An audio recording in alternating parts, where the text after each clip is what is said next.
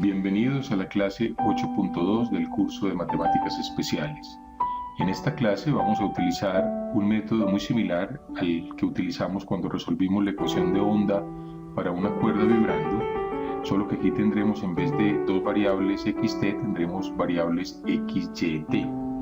Vamos a utilizar entonces el mismo método de separación de variables, donde vamos a separar las variables espaciales x, y de la variable temporal, siguiendo un procedimiento similar.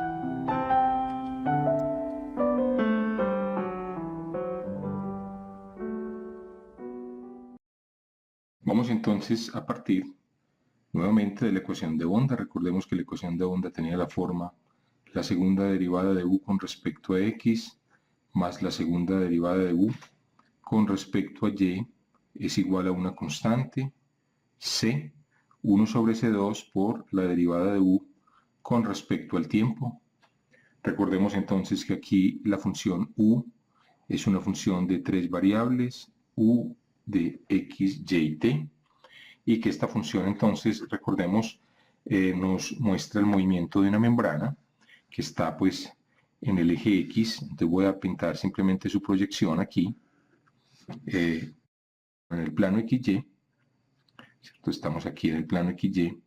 Entonces la membrana, supongamos que está confinada, sus bordes están confinados, llamémoslo Y, este eje, este X, sus bordes están confinados A y B, de tal manera pues que la membrana estaría aquí, digamos, la proyección sobre este cuadradito. Entonces, está contenido aquí en este cuadrado. Entonces imagínense que la membrana está aquí encima, este es M, o sea, está vibrando en esta dirección, en la dirección perpendicular al papel, y esta altura es la que llamamos en cada momento, ¿cierto? U de x, y, t. Entonces, esta era la ecuación que habíamos encontrado utilizando las leyes fundamentales de la física, particularmente la segunda ley de Newton. Bueno, no hemos dicho entonces sobre las condiciones de frontera y las condiciones iniciales.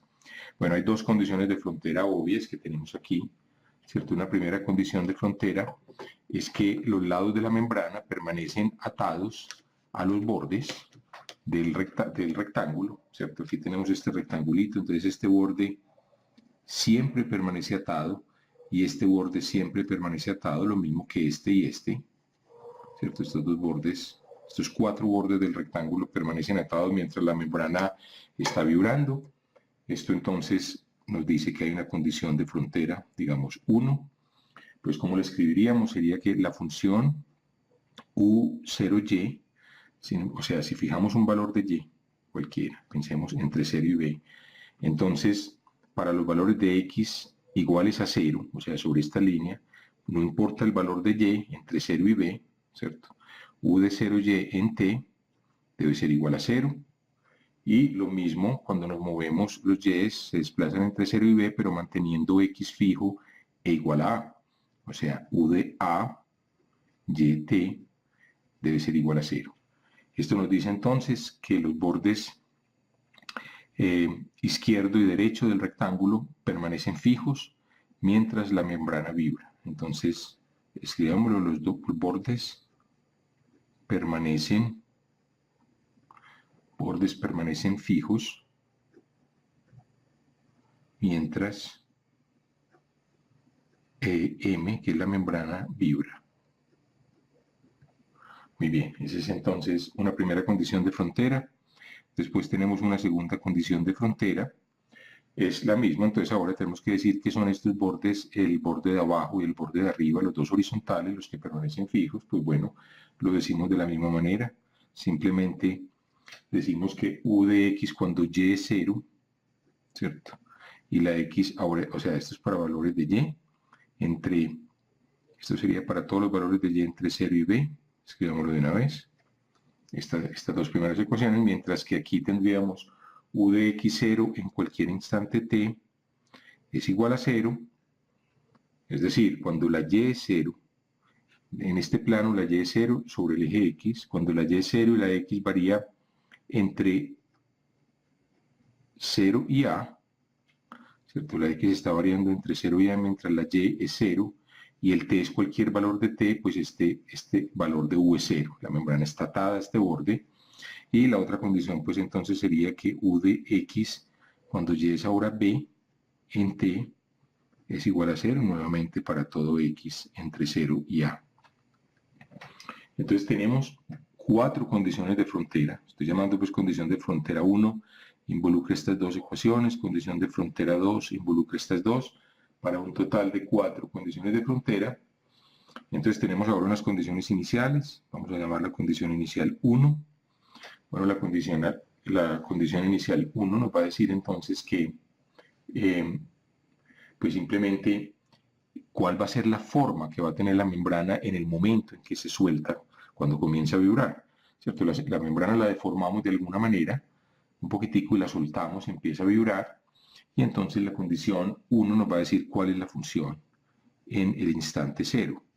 Es una cierta función que vamos a llamar f de xy. Y la condición inicial 2, esta es una condición pues que hemos tomado, lo mismo que en el caso de la cuerda, caprichosamente, porque podría hacerse de manera más general, pero típicamente pues asumimos que la membrana comienza a vibrar desde el reposo, es decir, no tiene velocidad inicial. Si la velocidad de vibración es simplemente la derivada con respecto a t, pues entonces lo que nos está diciendo esta condición es que la derivada en el momento t igual a 0, recuerden que este es el valor de t, o sea, estamos momento inicial, derivada con respecto a u, pues no es otra cosa que la velocidad, ¿cierto? En el punto cuya proyección sería xy, pues esto es 0, esto es que m comienza a vibrar desde el reposo.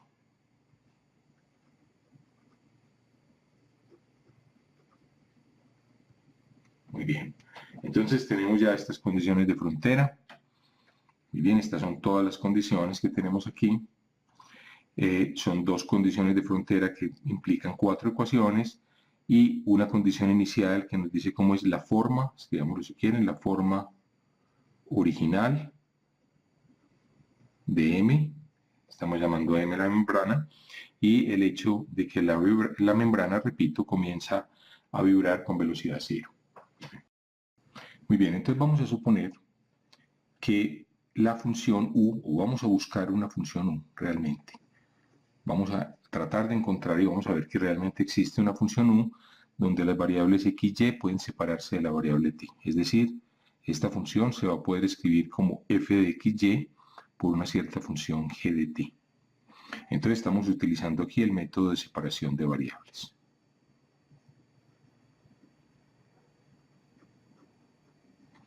Muy bien, entonces el método de separación de variables, nuevamente, nos quiere decir que esta función u que estamos buscando va a poderse escribir como producto de dos funciones.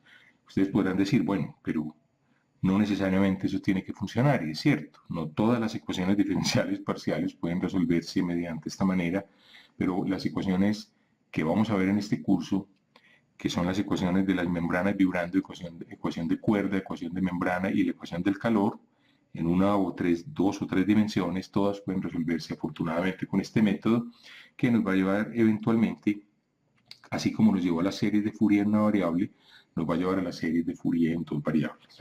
Entonces simplemente volvamos a escribir la ecuación de 2 de u con respecto a x más de 2 de u con respecto a y. Es una constante que depende de las condiciones iniciales de la membrana, de las condiciones físicas de la membrana. Segunda derivada de u con respecto al tiempo. U, una función de x, y, t. X está confinado a moverse entre 0 y a. Y entre 0 y b, digamos que t es mayor o igual que 0. Simplemente pues el tiempo es positivo. Arrancamos de un tiempo 0. Entonces vamos a suponer esta ecuación y vamos a reemplazarla aquí. Entonces, ¿qué ocurre cuando reemplazamos u en la ecuación? Bueno, computemos la segunda derivada parcial de u con respecto a x. Como la función g no depende de u, entonces tomemos la primera derivada. De u con respecto a x sería la derivada de este producto, g de t se comporta como una constante, y aquí nos quedaría la derivada de f con respecto a x. Entonces ahora la segunda derivada, pues volvemos a derivar. Nuevamente g se comporta como una constante y aquí nos queda la segunda derivada de f con respecto a x. Muy bien, de manera similar, la primera derivada de u con respecto a y pues sería g de t de f de y, de tal manera que la segunda derivada de u con respecto a y sería g de t por derivada segunda de f con respecto a y, y pues la segunda derivada de u con respecto a t, que es este último término aquí a la derecha que nos falta, pues ¿quién sería? En este caso, pues la función f de x y se comporta como una constante porque no depende de t, y vamos a obtener primera, segunda, o sea, g doble prima con respecto a t. Miren que estoy usando los símbolos de derivación parcial, en este caso, puesto que f contiene dos variables x y y, dado que g contiene solamente una variable, uso dos veces la derivada, como usualmente se hacen los cursos de cálculo, ¿cierto? Con una prima o con dos primas. Muy bien, entonces, al sustituir en la ecuación, vamos a sustituir en esta ecuación, entonces queda esta suma, que son esta suma de estas dos derivadas segundas de u, nos queda g de t, este va a ser el lado izquierdo de esta ecuación, va a ser g de t por, que multiplica a la segunda derivada de f con respecto a x2, la segunda derivada de f con respecto a y2, esto va a ser 1 sobre c2, 1 sobre c al cuadrado, por la derivada de u con respecto a t2, que va a ser g segunda de t. Entonces separemos las variables. O sea, ya las separamos de cierta manera, al suponer pues que la u era un producto de funciones con variables independientes, volvámoslo a hacer. Este término que aparece aquí recibe un nombre especial en matemáticas y se denota como delta cuadrado de f y se conoce como el laplaciano de f. O sea, el laplaciano de una función f en dos variables es la suma de las segundas derivadas parciales. El laplaciano de una función f en tres variables sería la suma de las segundas derivadas parciales con respecto a x, y, a z, y así sucesivamente si no tuviera n variables. Aquí entonces vamos a ocuparnos primero del caso donde solamente hay dos variables. Entonces, escribámoslo de esta manera más sucinta. Queda, perdón, aquí me faltó x f segunda por f, me faltó la función f. Entonces, vamos a separar este laplaciano, pasémoslo para la derecha, o mejor, el f pasémoslo para la izquierda, mejor, y la g pasémosla para la derecha. Entonces queda laplaciano de f de xy, que es esta función, dividido por f de xy. Igual a g segunda de t sobre c2 por g de t. Entonces aquí tenemos la segunda derivada de g, aquí pasamos la g a dividir a la derecha. Entonces nos queda esta ecuación. Muy bien, y queda una ecuación que solamente, a este lado solamente tenemos variables x y a este lado no tenemos sino la variable t. ¿De acuerdo? Entonces, esta función para nada depende de x y, esta tampoco depende de t. La única manera como esas funciones pueden ser iguales en cualquier valor de x y de t es que sean constantes.